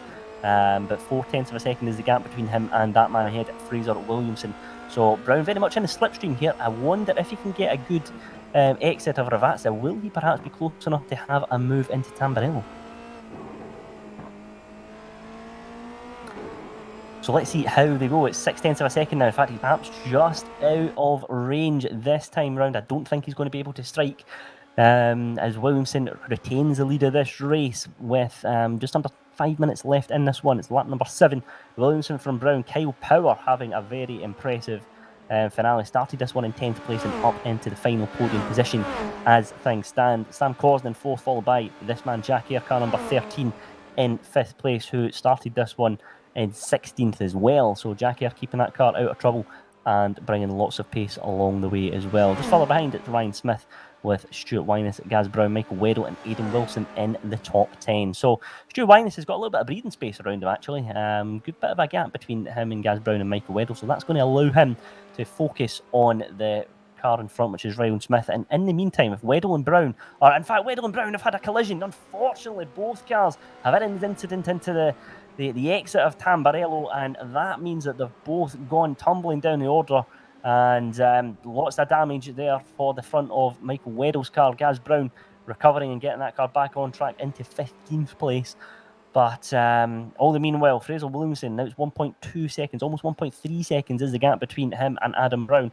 Kyle Power 6 seconds further down the road. So Williamson just again now just gradually getting that gap between him and the Rethink Racing driver.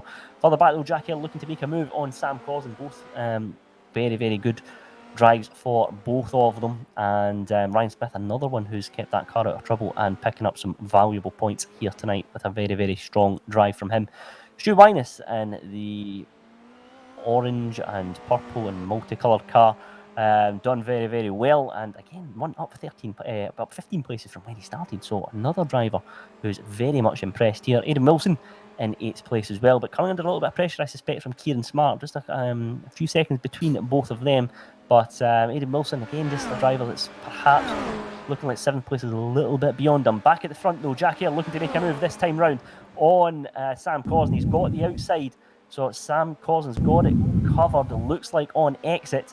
And Cosden lives to fight another day. Jack Eyre though very, very close to the rear wing there. He pulls that car into the inside. Will he make a move there? It's going to be brave, and he does make it stick. Jack Eyre makes the move stick onto Sam Cosden on lap number 8, and he's got enough of a gap, I suspect, to fend off nibble back into Toza. So it's Jack Eyre up into 4th place in this race, and 2 minutes left in the finale.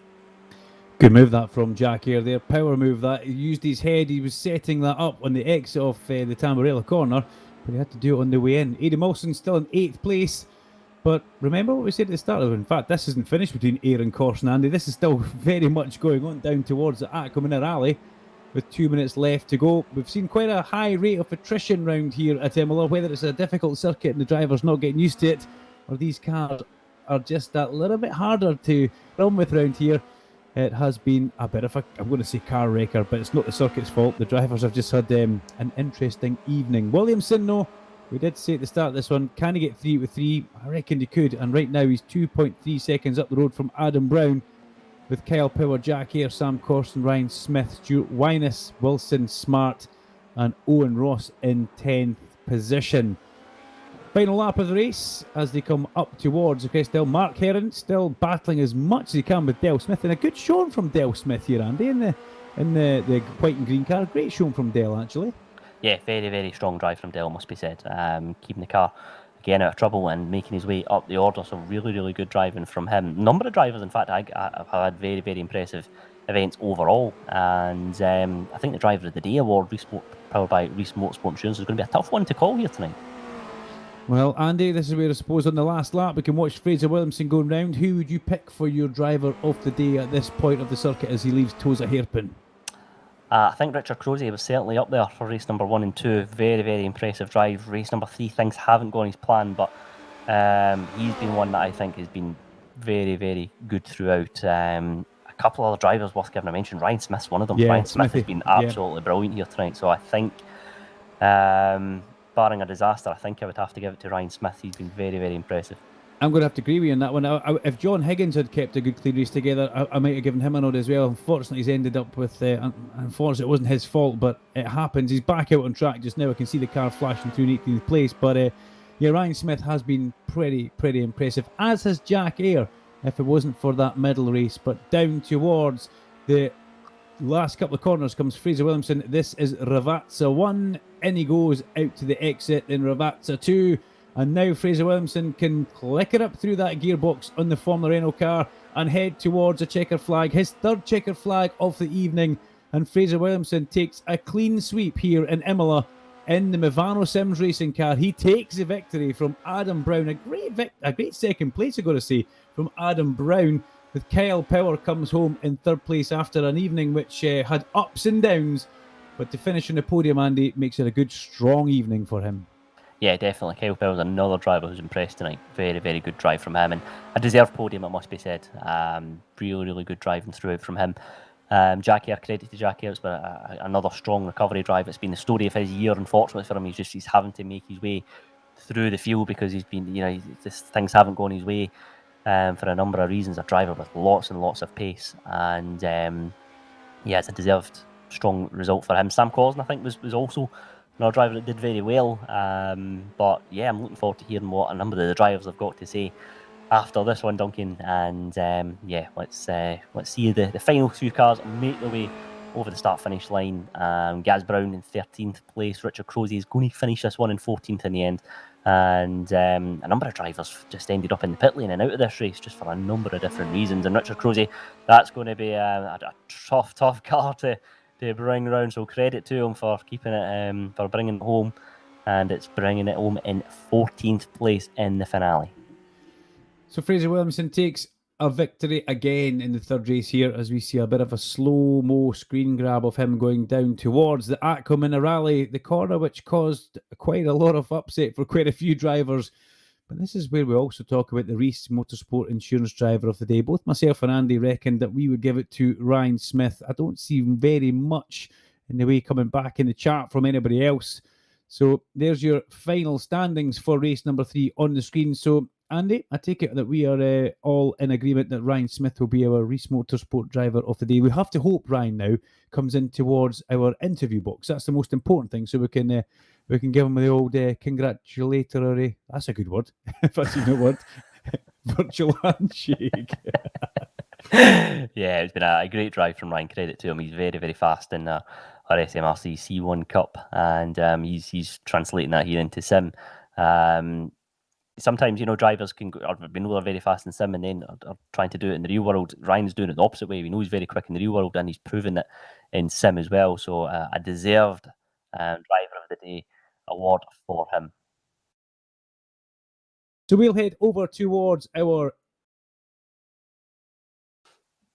waiting room and our virtual commentary box in Discord, and we'll pick up first of all. Well, why don't we get flying one? Because he didn't have the greatest of events, and we'll have a quick word with Michael Weddle. He didn't have the greatest events because he was probably working behind the scenes frantically right up until the very last minute where he sat in his sim rig. Michael Weddle, the pre-event stuff taken aside, it's been a difficult start to your Autumn Cup in these Formula Renault cars. I'm going to use that as an excuse, actually. I was stressed out trying to get this running. So, yeah, that's my excuse for the poor performance. No, the first race was all my fault.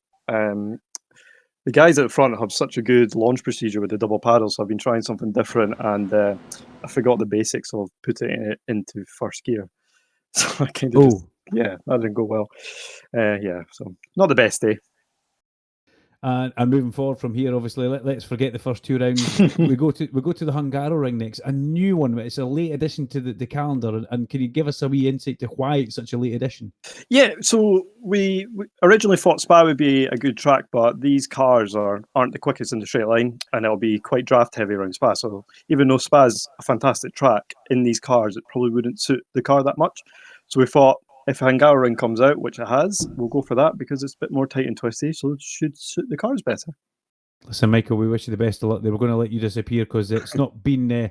Normally, we're talking about podiums and race victories, but we just it's want been to a give you long virtual time since I've had one of them. We wanted to give you a virtual cuddle more than anything after putting up with the stress of the pre-event. Well done, buddy. Well done. Cheers, guys. Andy, who next? Who next, Andy? We've got 3 in the waiting room there. What do you think? I'd quite like to get the thoughts of Kyle Power, who rounded out the final step of the podium in the finale. Kyle, congratulations there. You must be delighted to end your event here at Imola on a high. Yes, I am. It's nice. I've had a bit of a disaster tonight, really. I was quite happy in race 1, sitting in 3rd, and then dropped the rear in Villeneuve. And then race 2, I missed the start and had to start from the pit lane. So to wobble through to a 3rd place is very much welcome for race 3. And talk us through the action from your perspective, because there was lots of drama throughout here when people were watching in the commentary box, and there seemed to be just again you're mentioning race 1, just drivers a little bit too keen on the throttle coming out of corners. The car's getting very, very light, and it's very difficult to catch it as a result as well. Yes, and the track temperature is really hot. I think it was up to 38 in that last race, so that doesn't help. It is very, very skittish on the rear and so easy to lose it. It was carnage, especially in race 1 after I'd spun and I was trying to come back through the field. There was just crashes left, right and centre. But luckily, I benefited from a few positions. Unfortunate for the people that crashed, but it is super tricky and so easy to make a mistake here. So I'm surprised there weren't more, to be honest. And what's your thoughts on this SMRC Championship as a whole? Of course, you're new to the event for the Autumn Cup. How are you finding things so far? Oh, I think it's brilliant, and I'm very happy to be here. It's very well run, and the standard is extremely good. I mean, drivers like Fraser Williams, you don't get to share the track with often every day, so that's really, really cool. The standard is really, really good. The racing standard is good. It's gentlemanly as well. Yeah, I'm really, really enjoying it and very happy to be here. Great stuff, Kyle. Well, thanks very much for joining us, and best of luck for the next event at the Hungaro Ring. Awesome. Cheers. Yeah, he was on form there. He had a good night, didn't he? And a new guy who has brought a bit of zazz with him, with the X in his name. Okay, next, sliding into our virtual commentary box. Pete was speaking in my ear that he's going to bring him in, and it's going to be the one and only Mr. Ryan Smith, who takes away our Reese Motorsport Insurance Driver of the Day. Congratulations, Mr. Smith, Smithy himself, from C1 racing around Knockhill Racing Circuit with the SMRC. Pretty difficult tonight, mate, but congratulations. Good, solid run from you. Yeah, it was a pretty tough night. Don't really know how we got those results, but pretty happy to finally get some decent results, especially in this car on that track. Had a lot of spins in practice and stuff, so I was very aware that I could do that again. So yeah, managed to keep it on the track most of the time, and it was a good night. And what was the trickiest chicane? Was it the Tamburello, the Villeneuve, or was it the Vantieri Alta, which had the really high sausage curbs? Pretty much all equally as hard as each other, to be honest. They've all got different tricky curbs. Hit any of them, and you're knackered in these cars, but. Especially the last chicane, I think in particular, is so easy to get on the power 2 early and spin it, but managed to avoid that. The first one I had a bit of a spin in race 1, but yeah, managed to survive most of it, which a lot of people didn't. So yeah, good night. Ryan, tell us a little bit about your C1 campaign so far as well. How would you sum up your emotions so far for the first few rounds? It's definitely not what I've expected so far. I expected a bit better from myself, and I was hoping to be a bit further up the front, be on the podium, which hasn't happened yet, but I'm fingers crossed for a good weekend at Cadwell. But I think the pace has definitely been there. It seems to have gone up another level this year compared to the last couple of years, which were already tough. Everyone's so close, and it's definitely showing in the results how close and the times are and everything. But yeah, hopefully the second half of the season will be a bit better. Well, you're a Reese Motorsport Insurance Driver of the Day. Myself and Andy Allison both agree on that. Right now, we're giving you a virtual high five. You doing that as well, Andy? Congratulations, Ryan. We'll look forward to seeing you at the Hungaro Ring. And then it'll be for the real stuff at Knockhill Racing Circuit on the 10th of October, if I'm not mistaken. Or was there one before that? Remind me. You go to Cadwell Park, actually, don't you? Yeah, Cadwell this weekend. But yeah, cheers for that, guys. Yeah, no problem. Congratulations, well done, well deserved, well deserved. We'll let you jump out. We'll have a quick word with our 3-race victor. We may as well. He's won 3 races on the day. It's not often that happens. Fraser Williamson, when it's going your way, mate, it's going your way. I bet you could probably walk on water right now when it comes to racing sims. I mean, 3 wins in a day. It's a dream, isn't it? Yeah, that's what we've been going for the past 2.5 seasons at this point, and I messed up a few times in the MX5s, and I've finally managed to convert it here. And Fraser, you've mentioned previously about the challenges of when you're trying to go for that hat trick, the challenges of doing it in that 3rd race in particular. But talk us through that move for the race win in the end, going into Variante Alta. I kind of thought in commentary initially, were you just diving out of the slipstream and perhaps just trying to just get a little bit of a gap and then make the move on the start-finish straight? But then the opportunity kind of presented itself, didn't it? Yeah, it was one of them where I'd already saw how much time I was taking out of them through those final 2 corners a lot before. And then just because he slid on exits, easy to do, and I could get alongside and make the move stick, that I thought I could make that initial breakaway there and completely break the draft the first time, which I wasn't quite able to do. But yeah, it was just the option was there. I'm not going to turn it down because, unlike at Red Bull Ring, this thing doesn't have a 7th gear long enough to be able to make completely easy draft passes down the main straight from a few tenths back. You actually need to earn them. Yeah, absolutely. And Fraser, tell us a little bit about, the first 2 races. You had quite a comfortable gap between you and the chasing pack. But how tricky is it just to, just retain your composure? Sometimes, if you've got a car around about you and you're scrapping, you can get drawn into the combat of that. But sometimes when you're out there on your own, it's not as easy as it looks. Yeah, especially with this combo, it's quite a sketchy one. The car's never happy on the track, and we've not got room for error around here. Thankfully, it was made easier. Josh made a few mistakes in both races, which allowed me to have that gap. I don't think I was fast enough to break the draft to Josh. So, thankfully in race 1, I think 3rd place jumped into the start and managed to hold him up there in race 2. I think he self-spun at some point.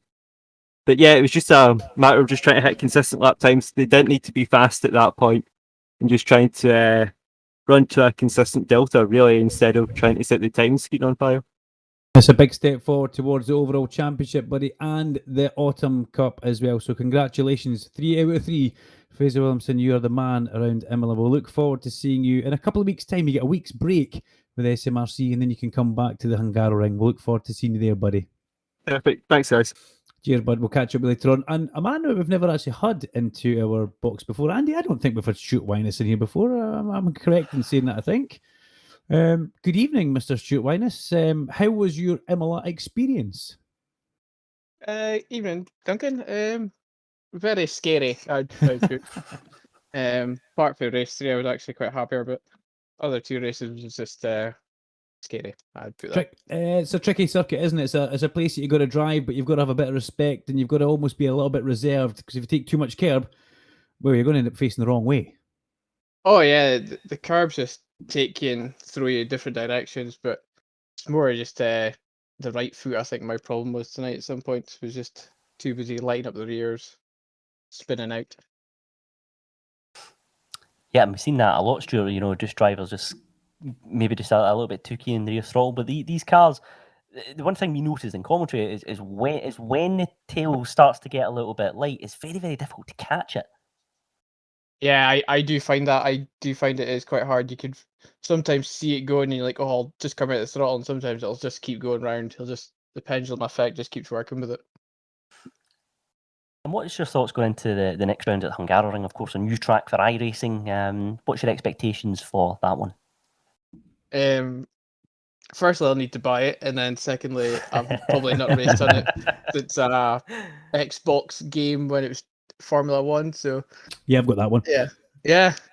It's probably the last time I've raced on any Hungaro Ring, so I'll need to do some learning on it, and we'll find out how it goes. Yeah, good luck with that one. I'm pretty sure you can watch a bit of the Grand Prix as well. You'll have that recorded on a hard drive someplace, no doubt. But Stuart, well done, mate. Thanks for coming into the virtual commentary box with myself and Andy Alston. We'll look forward to seeing you at the Hungaro Ring. No problem. Thanks, guys. Bye-bye.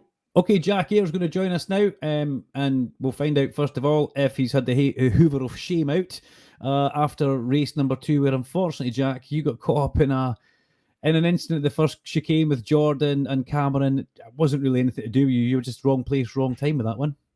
Yeah, it was unfortunate, especially after where I qualified and race 1 not really being the best for me. Just afraid of this car, really. I braked early and kept the distance to Jordan ahead in race 2, but I just picked the wrong side. I saw the two come together and thought, I'll probably be able to get away with it being around the left here, and completely off the throttle and just trying to coast around them.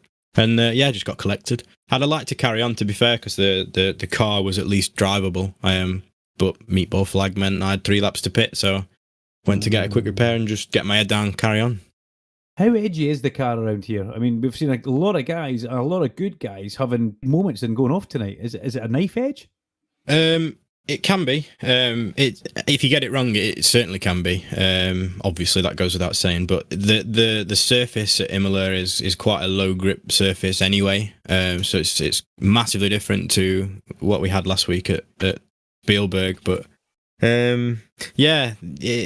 it's almost like counterintuitive. It's everything you do, it makes it worse.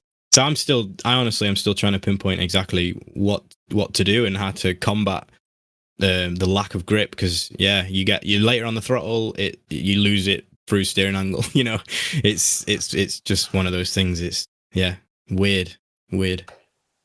And Jack, are you still using VR when racing? And if you are, do you find that more beneficial now that we're in the single seaters?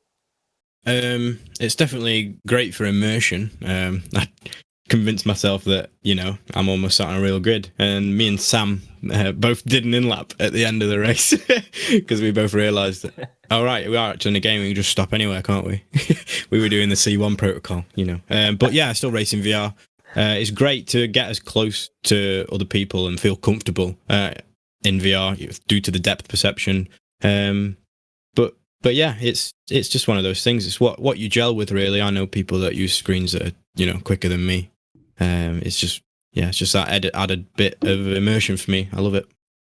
Hungaro Ring, someplace that you'll have played maybe on another platform like myself and Andy on PlayStation or Xbox, but someplace that you're going to have to buy, or have you already purchased that? Well, I bought it earlier today, so I do own it. But have you done not turned a lap in it. Not yet. The last time I drove it was on a different sim, like you said. It was about 3 months ago in a very similar car, a Formula 3 car. And it's looking to be exciting. I'm hoping that iRacing's implementation of it is as good as the others, because I'm looking forward to it. I hear Michael Weddle's full of rage and he's going to go and put up a lobby soon, so you can maybe go and do a few laps with him. You never know after his night. I'll go and crash into him and make him feel better.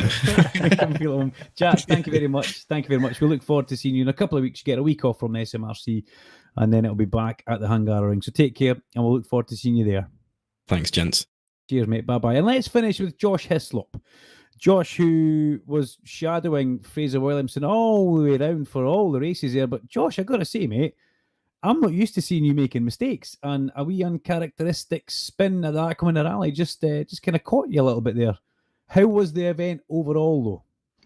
Yeah, I think overall it was a really good event. The car felt quite different to how it did yesterday in practice. It was sliding about a lot more, so it was kind of a bit trickier to drive. And then I think on the exit at that corner where I spun, I think I caught the curb wrong and just sent me around, but had a good recovery from there. 2 second places obviously is good, and then race 3 just got tapped from behind twice, and there's nothing I could have done really. And Josh, it's one of those ones as well where you're so impressive in race 1 and race 2. You must have been keen to try and take that momentum in with you into the finale, and unfortunately just weren't able to do that. Yeah, it was frustrating because race 3, I think I got my best start off the line and managed to make up a couple of places. I think I got up into 5th, and then, like I say, just getting tapped from behind, there's nothing you can do. Yeah, just one of those things, unfortunately, in these cars. But looking ahead to the Hungaro Ring, the next event, is this going to be a combination that you're looking forward to? I've not driven the Hungaro Ring much, so I've done it a bit. So it'll be interesting to see what it's like in this car. Interesting is one word that me and Andy Allison would have thrown over tonight, basically, because there was a lot of things happening out there. But we're currently watching you on screen, and you said the car was driving a little bit funny, although there's no front wing on the car right now, so that's probably one of the reasons why it felt a little bit funny, Josh. But yeah, in race 3, missing the front wing didn't help for sure. Yeah, it certainly makes it a little bit tricky, but we look forward to seeing you in a couple of weeks at the Hungaro Ring. Make sure you get some testing in, and thank you very much for coming into the virtual commentary box with myself and Andy Alston. Thanks, guys. Cheers.